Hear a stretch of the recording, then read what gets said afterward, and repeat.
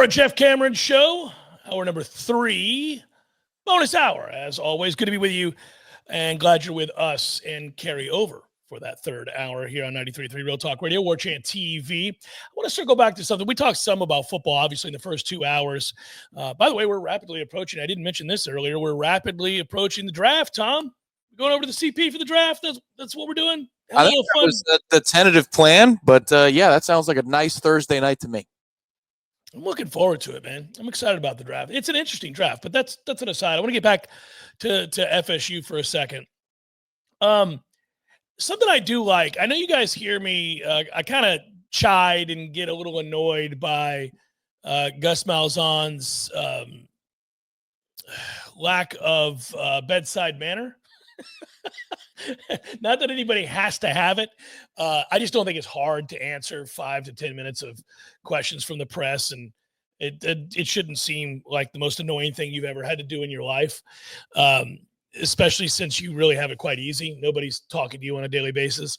But having said that, I do think there were some clues in there about things that he liked, things that he didn't like, things that they're still working on, and some things that I kind of latched on to, at least in terms of kind of being excited. I think it's true of both coordinators, by the way. Now, it's obviously infinitely more enjoyable to listen to Tony White talk football, but because he'll actually talk football. But one of the things that I would point to is that I really, really was excited, Tom, and I think you had to have celebrated this moment. I don't know why I didn't bring it up sooner on the show. There's a new center and one that's played a lot and been really good, and that transferred in and was the only offensive lineman that was kind of singled out by Gus as having had excellent work so far in these practices and then carried over into the scrimmage. Good to hear that Luke, who's been out there doing it in the ACC for some time, hits the ground running here and has a really good handle on identifying.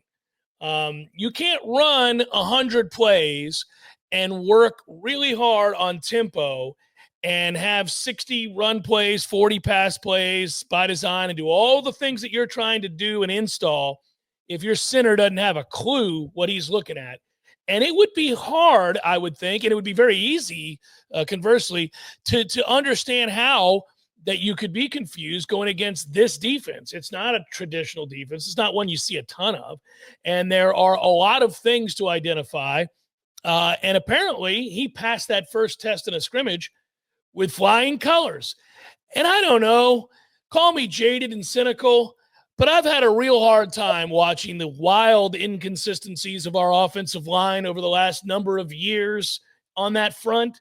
And the frustrations. Now, we'll see about execution on game day, and we've got a long way to go before we're there. I just thought that was a very good and telling sign that you got a guy that physically can handle that. 100 plays is hard, man. You're moving. And then also intellectually, mentally, has a really good handle on what he's seen from the defense, and identifying was something that was pointed to by Gus Malzahn when he referred to Luke.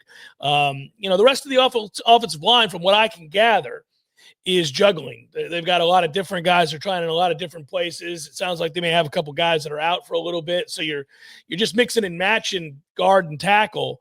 But your center seems pretty consistent, and he's doing a good job according to Gus. So I thought that was if you wanted something positive to take away from the scrimmage that we didn't see, it seems like that's something, because I don't think Gus says things just to say them. He doesn't, again, want to be there. So for him to do it tells me that it must have stood out to him. That's a really good sign. Yeah, I agree there. I think sometimes he does say things just to say things to move it along, or he'll expand his answer into nothingness so that we're closer to running out the clock. He's got a very good internal 4-minute offense. Just for the way he approaches stuff at the podium. But I took it, to agree with you, I took it as he feels like they have an anchor in the middle. And I think he's really pissed off about the shuffling everywhere else. Because when he talked about, well, now we're moving other guys around a whole bunch. But Luke, okay. Right, so right. The sense I got is they feel very, very good in the middle. And he's about tired of shuffling around, because at the end of that answer, he said, hopefully we're going to start to, define roles for guys moving forward here, which I take as I'm giving an edict that we're just going to have to pick a position for some of these dudes and start to grow together at some of those positions, because I need my plays to get run and not blown up in the backfield because, oh yeah, I'm at right tackle instead of left guard, or I'm at right guard instead of left guard, or whatever it is. I think he's done with the shuffling, and he wants some specialization to happen here soon so they can begin to put more wrinkles in the offense. Because the other thing he was talking about was that they're still very much at a foundational level of the offense, and they haven't put in a ton of wrinkles. And I think it sounds to me like he's about tired of that too. So he wants to get going. It's not like his playbook has 80 pages, but he wants to get off of page 5, I think is what's going on here. It becomes very difficult when you've got injuries, though. I mean, I get it. I actually appreciate that frustration. Time is of the essence. You play Alabama. You're playing Alabama day one. You don't have time. You don't get to ease into this. You don't get to figure it out against, Texas El Paso Christian or whatever the hell. You've got to play Alabama, and you better have a 100% handle on what you're doing in this offense. You may not be successful. You could get beat physically, but it can't be because you don't know what you're doing. I mean, that's just a nightmare waiting to. That's how you get blown out.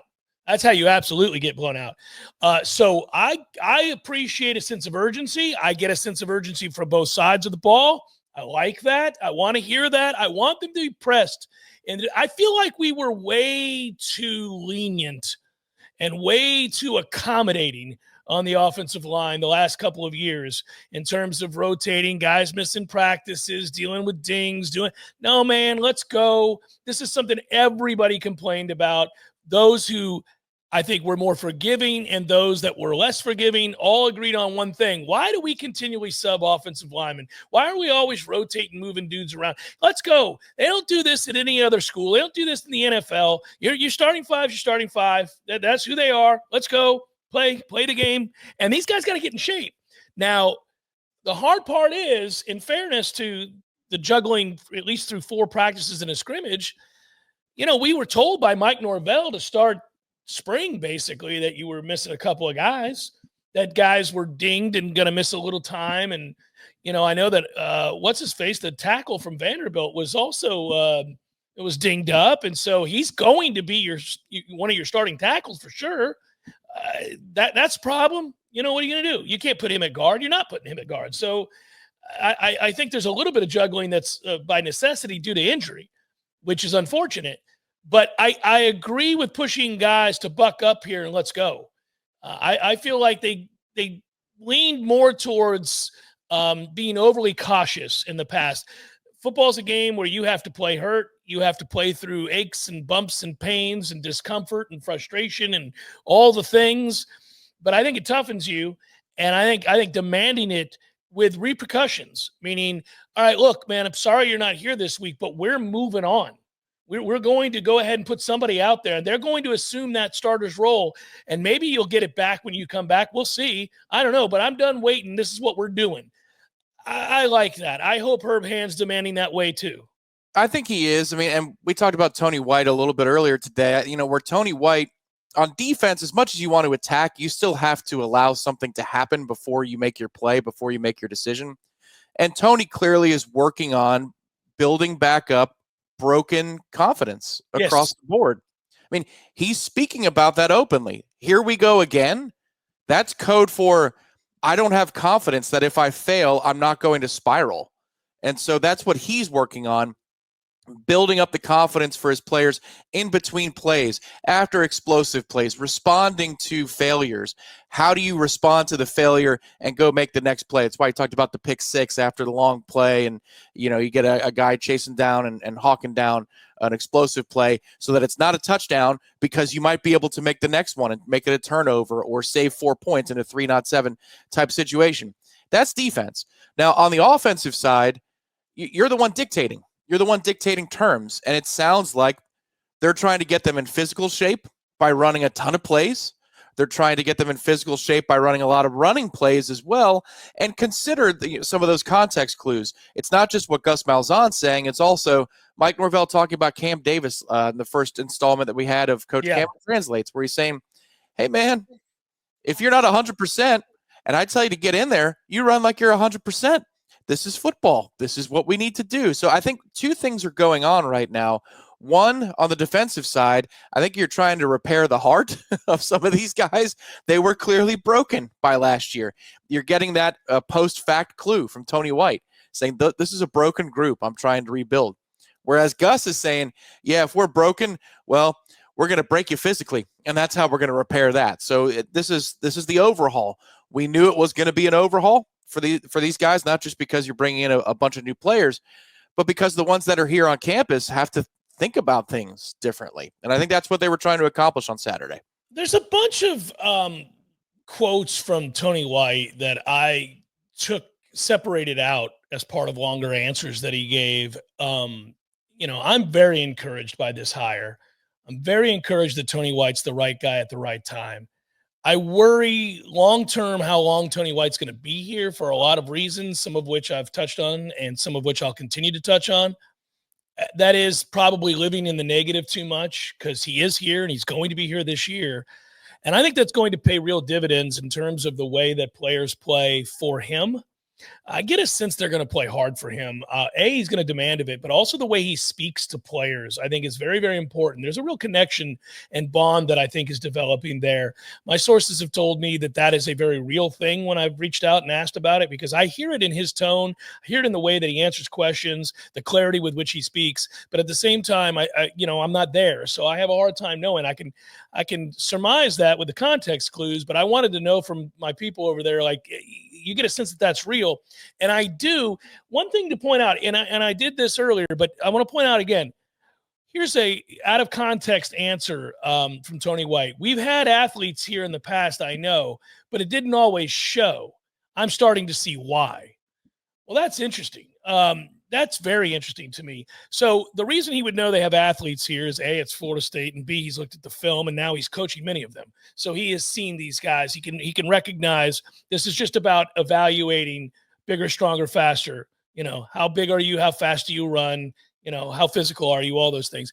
But the didn't show part is the broken down part that you're alluding to, where guys can't play fast. So I married it with the other one that I wanted to extrapolate out from a larger answer. And that is, so in my mind, we've had athletes here, didn't always show. I'm starting to see why with this answer. Well, when they believe, they move differently. Okay, so this is about, again, gaining confidence, understanding the defense. But when they believe, they move differently. When a team believes that they're better than you, that's tough to go up against. That's him talking about the offense. So he's got a really good handle, I can tell already, on the mental aspect of football. And what guys are thinking on both sides of the ball, what's attempting to be established and taught, and what's next. There's a lot of emphasis on what's next. Reminds me, that part does, of the good things Jimbo Fisher used to do, which was always play the next play, was a constant mantra of his. That was another way of teaching guys to let go of a negative result, but let go of a positive result. The next play is the next play. You got to just play the next play. And by the way, you wouldn't be here if we didn't think you could play. You wouldn't be on scholarship in this scrimmage competing with us if I didn't think, or we didn't think, you could play. So just let that go. Stop worrying about the results. Touchdown, great.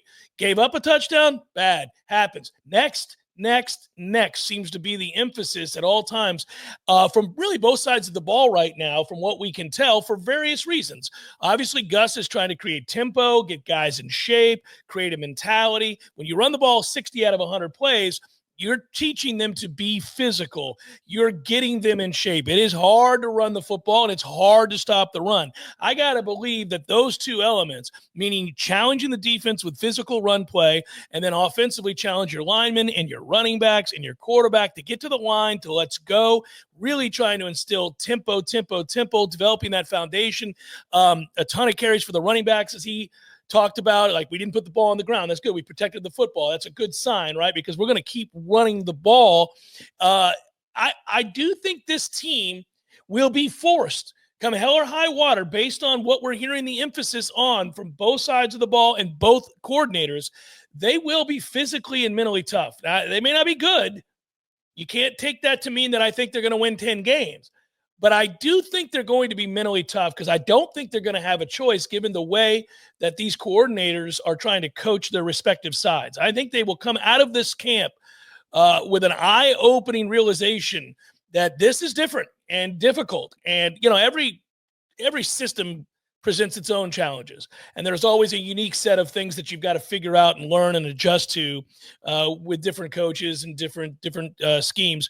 But I do think this particular one, trying to play very, very fast, and then also defensively, obviously he wants them to be physical to stop the run. It's a different looking defense. There's a lot going on this spring. I'll be excited when we can see the scrimmage because I just think that's going to be very eye-opening for all of us that, we're at the last several years of practices. I think we're going to see something quite a bit different. I think so too. Now, this, if we do see a scrimmage, then obviously we're automatically going to be biased because we did not see scrimmages in previous years, and those were the most physical days, versus a standard practice. However, it does sound like, judging by the way the coaches talked about, the coordinators talked about each other, that this was a physical day and one that grabbed attention. So I would tend to believe that this was probably more physical than most scrimmages in the past for a couple of reasons, not just what the coordinator said about each other, but that Mike Norvell said there was very little special teams, which means that I don't think they could break it up. I don't think it was broken up into little segments of like, here we go here we go there. Think about how the spring showcase was put together. There was a lot of downtime in between the physical periods of what they were doing. It would start with, some sort of passing drill and then a red zone drill.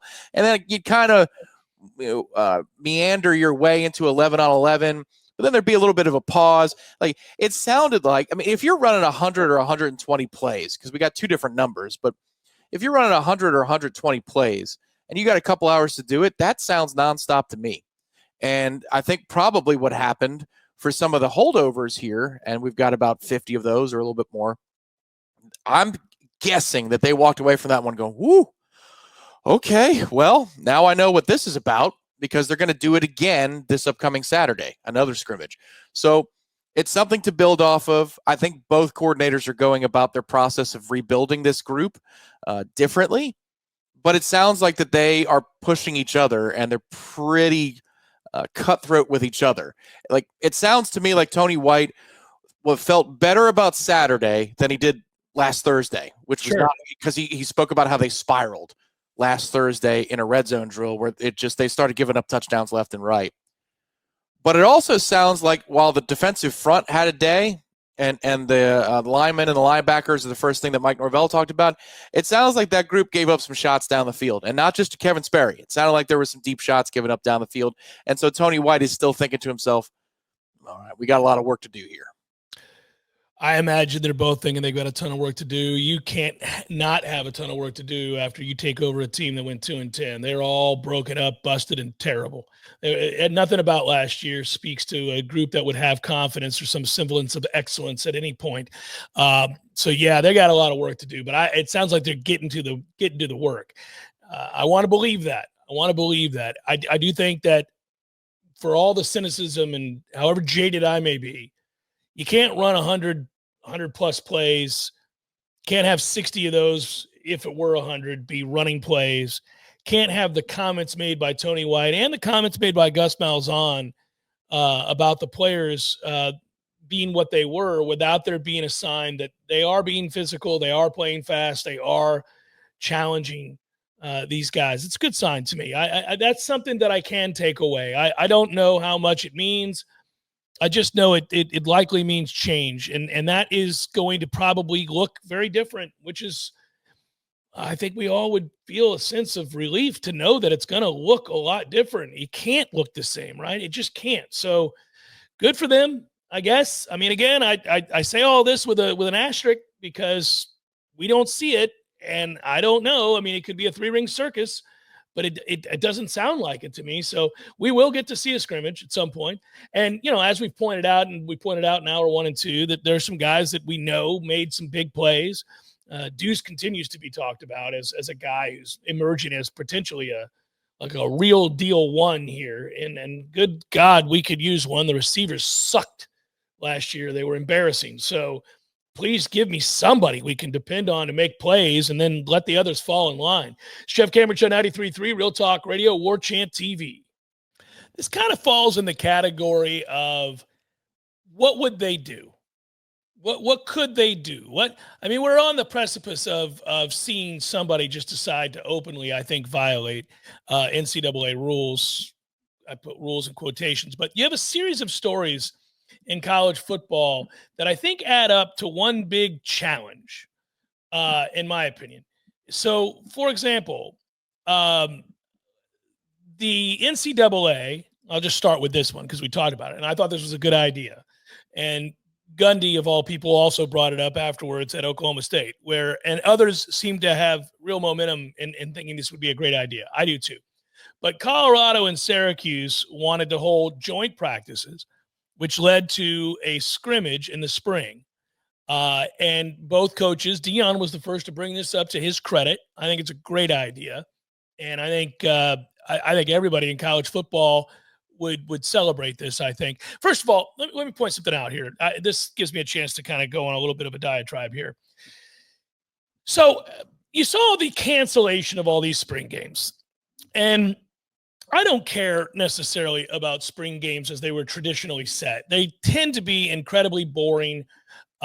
Once spring games stopped being, for the most part, live in any way or non-competitive, let's just put it that way. Once spring games became kind of situational and somewhat gimmicky, the allure of the spring game diminished.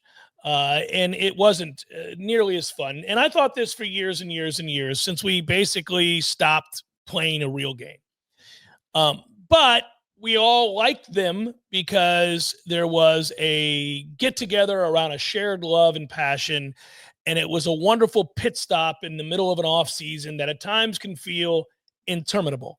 And so getting to see, in my case, my dad or some of my best friends and, friends and family for everybody, right, that you tailgate with, making that trek back to Tallahassee, and a tailgate and a get-together for Tom and I, a pregame and a long conversation about the state of the program and where we're at, all that stuff. It was always fun.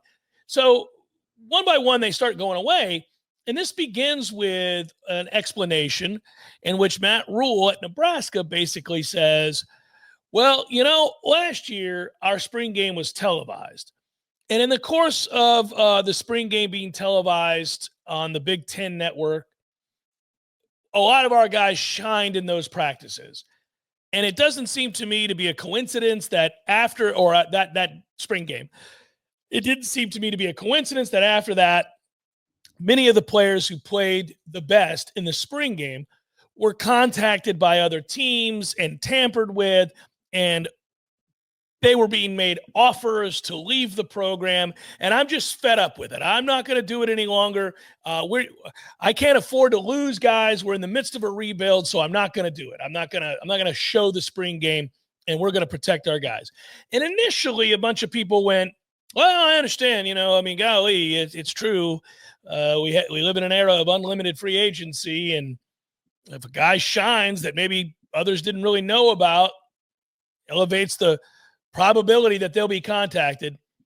The more I thought about that, the more I thought, poppycock, Tom. Poppycock. What a chance to be able to utilize poppycock. Yes. So, yeah. So poppycock to that. Every single coach has also complained about what? Tampering with the roster, in season, out of season, you name it, every day of the year. There's a sense that coaches feel like their roster is under assault by coaches elsewhere trying to pick off players that are maybe disgruntled, that were once recruited by the opposing team, chose your school instead, didn't get to play as much as they wanted in year one, whatever it might be. And now, oh boy, they're being contacted by these other schools. Let me tell you something. In this day and age, 100% our coaches had better be tampering with other people's rosters. All of our coaches need to be constantly tampering with every other team's roster in which we see a need that can be filled by a player on said roster. To not do so, to me, would be an ethical dilemma in the age of college football. You have to be doing what everybody else is doing to better themselves in an era of no rules college football. There are none. Do whatever you wish. And if you don't, then you are committing a form of work negligence. Let's put it that way. Like just some sort of negligence. And we know that this is happening. We know because we've watched team after team after team find inroads to get a player that hadn't even really put their name in a portal. And then as soon as the player does, it's announced within an hour where they're going. Oh, come on, man. That didn't happen within an hour. They already knew where they were going when they put their name in. Well, how did they know that? Well, because they've been contacted and they've had a conversation. Every roster's being tampered with at all times. There are no surprises. There are no, diamonds in the rough that get exposed in the spring game. The people already knew about it. They already knew that the guy was having a good spring. They already knew the guy was a good player. They already knew what the guy was, what position he played, how his size, strength, numbers, all of it. So it's poppycock. It's nonsense. The spring game doesn't mean that people, I didn't know they had that wide receiver. Look at this guy, Deuce Robinson at Florida State. He's out there kicking ass. This is stunning. We should see if we can get in contact with his agent.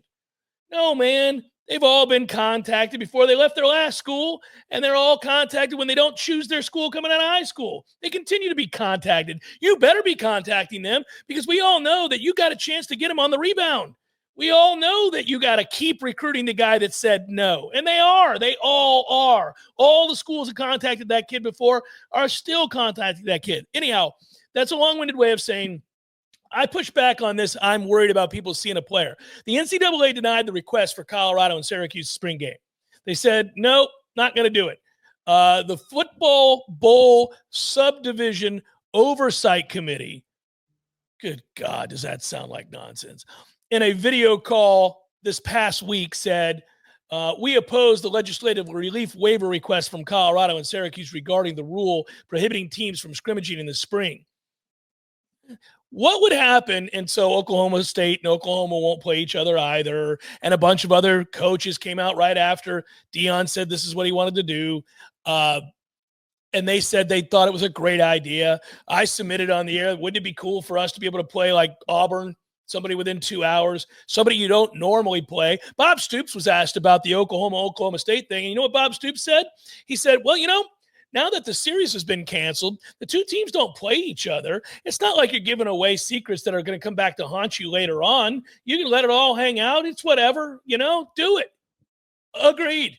We don't play Auburn this year. Wouldn't it be cool to play Auburn in the spring game? It'd be fantastic. Stoops even went on to say, even if you just did so in thud, even if you just implemented thud to do it, and the quarterbacks aren't live, it'd still be infinitely more interesting than what you have in this. And I completely agree. And so I guess what I'm getting at is that at some point I wonder when the schools from the Power Four or the Big Two are just going to go, yeah, no, we're doing it. We're going to do it. We're going to go ahead and do it. What do you think about that? Suck it. The other story this week, again, where I wonder how the NCAA, or if the NCAA can do anything, is that, and it's a similar story to this last one, in which that its origins are from last week, but we never got around to talking about it. And that is, Georgia continues to have a major issue with players refusing to drive the speed limit, to put it mildly. And now you have yet another one, and this is my favorite one because the wide receiver that got in trouble for Georgia, Tom, and I know you saw this. His name is Nitro. Yep, that's right. His name is Nitro. Okay, that's a really cool name, especially if you're a skill position player, especially if you're a wide receiver. Probably not a good look when you're busted going 107 miles per hour. That's what Nitro Tuggle was doing, and he was stopped and arrested by police way back on March 19th, according to the Athens-Clarke County Police Department incident report. He's a sophomore. He was clocked driving 42 miles per hour over the speed limit on the Georgia State Route 10 loop outside of Athens. He was driving a 2021 Dodge Charger. His girlfriend was in the car. The arrest report indicated that there were other motorists on the highway and that Tuggle stopped his vehicle in the right lane rather than the shoulder. So this is a dumbass who has become well aware, I'm sure, of the prior incidents at Georgia, and yet chooses to go 107 miles per hour. And then when the police light him up to pull him over, he doesn't pull over to the shoulder of the road. He pulls over in the right lane of traffic, trying what, for all of us to die? Quote, I instructed Tuggle to exit the vehicle, at which point he nearly exited without placing the vehicle in park. Due to his reckless disregard for the safety of others, including himself, his passenger, other motorists, and me, by operating the vehicle at 42 miles per hour over the speed limit and exceeding triple-digit speeds, I placed him under arrest. He was charged with reckless driving.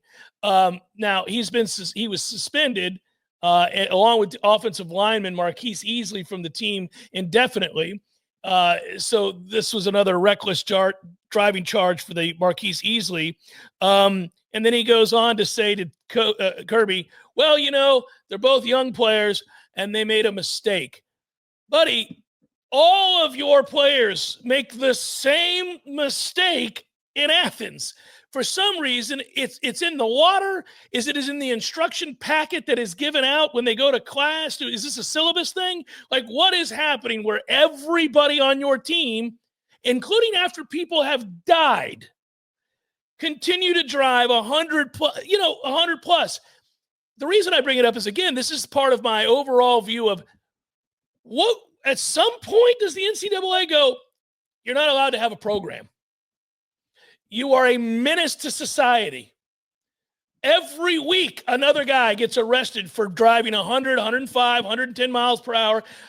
We throw our hands to the air, Kirby. Don't know what to tell you. You're a good coach. You recruit your ass off and apparently encourage everybody to drive like jackasses at all time.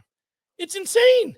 Well, this is where, you would actually want the football bowl subdivision oversight committee to step in rather than the other situation where they say, hey, you want to have fun in the spring? No. How about that? What do you think about that? This is when you first use those words, football bowl subdivision oversight committee. Yeah. My first thought was, how is that still a thing? How is that still a thing? Right. Because the NCAA and the courts, when it comes to player rights, has lost everything. They've lost every single thing that they've tried to fight, be it about eligibility, transfers, NIL, you name it. They've lost across the board.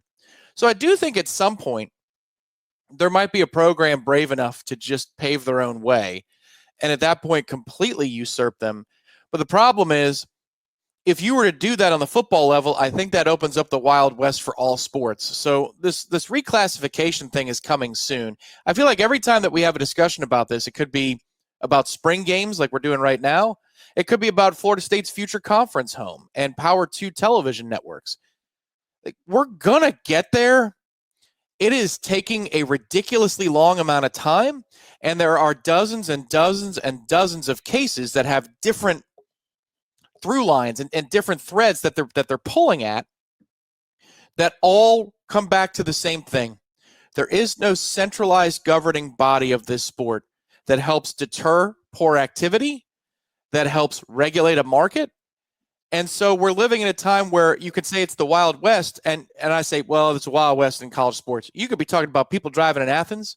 You could be talking about unlimited transfers. You could be talking about eligibility where a kid played 4 years at JUCO and he might have 4 years left. I mean, my God, we're in just a really strange time where, I wish if there is an oversight committee, they would pick their fights a little bit better, because this one thing that Colorado wants to do and Syracuse wants to do sounds like it would be a bit of good news.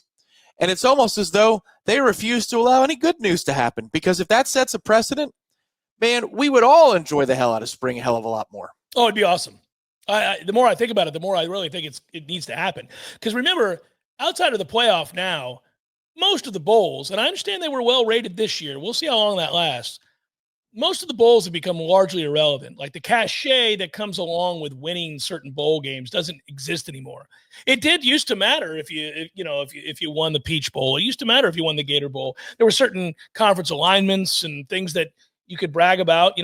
Certain measuring sticks as to what kind of season you had was somewhat influenced by the kind of bowl you got invited to and whether or not you won it.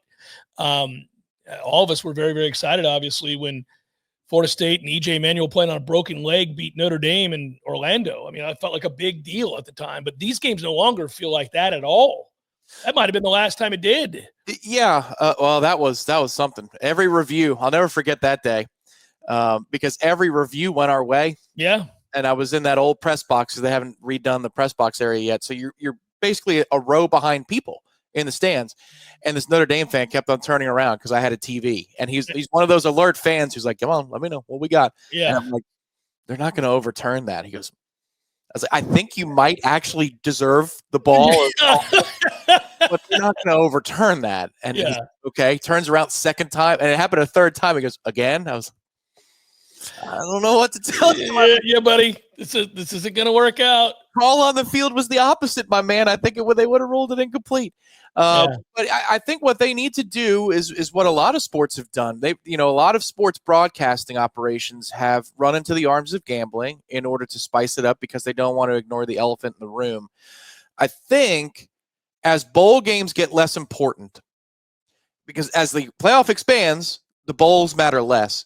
You really need to, as a base of operation, have NFL scouts and or draft analysts as a part of bowl broadcasts, and maybe some recruiting analysts to be a part of bowl broadcasts, because you're going to be doing two things. You're going to be talking about guys' draft stock and the opportunity they have on that given day if they didn't opt out because they're like a fourth round pick that wants to become a second, or kids that have not made their debut yet for real meaningful reps that were 4- and 5-star players. Like, I think that's probably the way you're going to have to steer bowl coverage in order to make it interesting. Right now, they're doing the same old, and you're right, the ratings are okay.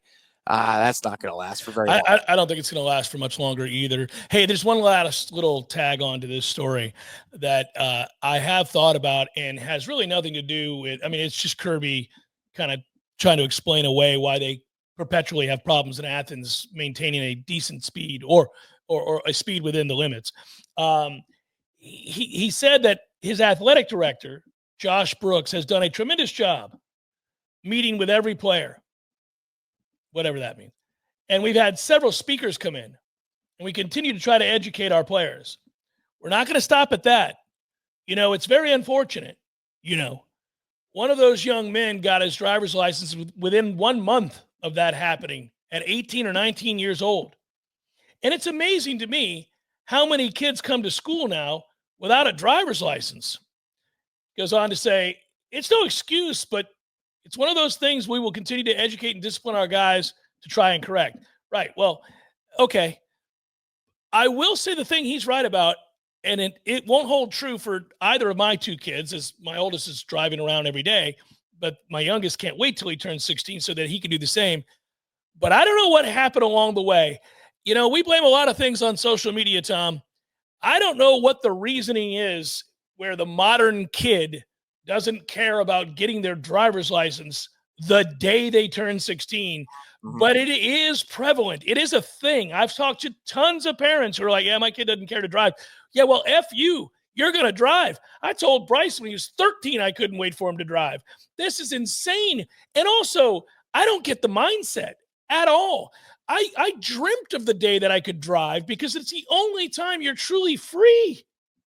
Yeah. I don't understand it. I'm a kid who got their driver's license when they were 18. I waited because I was petulant. That wasn't the same reasoning as kids now. It's because what is the reasoning for kids now? I don't know what it is. Yeah. No, I couldn't tell you, but you're right. It is certainly prevalent. I also want to take credit for meeting with every intern candidate we ever had, because I did a tremendous job. Kirby Smart's right. As a leader of an organization, if you meet with the people that you are serving, I think you're doing a tremendous job. Just by meeting them. I think that's a wonderful thing. That's tremendous. Not many people do that. Golly, the Georgia thing is unreal, and there is nobody that can do anything about it apparently. But I don't understand the mindset of a kid who's like, no, I'm good. What do you mean you're good? Have you thought about if you're a guy, have you thought about, like, you can go on dates? You can take a girl to dinner, a movie. You're not around your parents. All these things are great.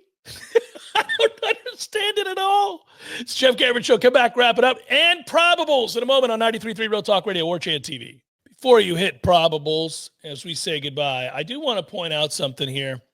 You would think, given that the Pirates became the first Major League Baseball team to have an opening weekend in which they were walked off by the opposing team 3 separate times. That's how the games ended. The Marlins, all 3 of their wins ended in a walk-off, and they became the first team to do that since the 1924 Pirates. So this is a wonderful honor to have matched the skill of the 24 Pirates in that regard. But you would think that would leave me a little cynical, a little jaded, a little angry.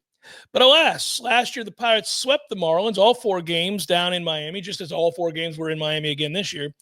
I'm going to look at it as a hell of a good sign. Because what good did it do us to sweep the Marlins a year ago? What good did it do us? Absolutely nothing good came of that season besides Paul Skeens. And Paul Skeens going to be good this year one way or the other. So I think, look, the Mets were 0-5 last year. The Mets were 0-5 and trailing in the 9th inning of Game 6. And then they came back and won that game. I still remember it. I remember thinking poor Tom's Mets are going to go 0-6 to start the year. And they largely stunk for a month. And then there they were, the story of baseball. So, Tom, I won't get down about the 1-3 getting walked off 3 times by a minor league roster like the Marlins. I won't do it. It's fine with me. Portends of good things. We have the lowest slugging percentage in baseball. We're under 220 slugging. You know who's second worst? It's Houston. So thank God for them, because that's how we won 1 out of 3. And so you look at this both ways. I didn't expect the pitching to be so good. Well, hit it up. Let's do these probables, baby. It's time for, how you say, with the pitching, probables? Royals, Brewers, Chris Bubik, Elvin Rodriguez. Boy, the Brewers are licking their wounds. So they give up 105 home runs this weekend. Twins, what'd you say? I said Torpedo City, that the Bats. Everybody's now talking about the Bats. I know. Twins, White Sox, Chris Paddock, Martin Perez. Red Sox, Orioles, Sean Newcomb, Cade Povich. Rockies, Phillies, Herman Marquez, Christopher Sanchez. Mets, Marlins, there you go. David Peterson goes for the Mets. Cal Quantrill going for the East leading Marlins. Rangers, Reds, Kumar Rocker. Brady Singer. Pirates, Rays, Steinbrenner Field. Carmen Malinsky, who's a reliever, getting a start for the Buccos. Drew Rasmussen for the Rays. Nationals, Blue Jays, Michael Soraka, Bowden Francis. Angels, Cardinals, Tyler Anderson, Miles Mikolas.